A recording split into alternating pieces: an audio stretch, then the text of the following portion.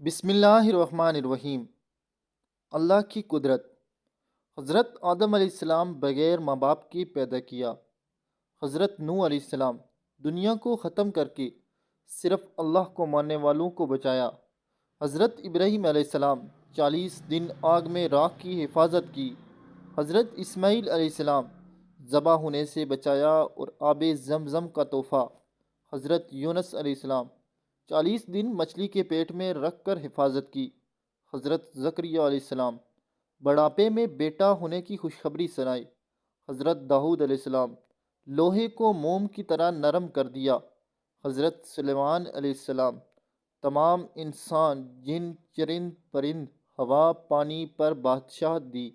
حضرت صالح علیہ السلام پہاڑ میں سے اونٹنی نکالی اور اس سے باہر آ کر بچہ جنا۔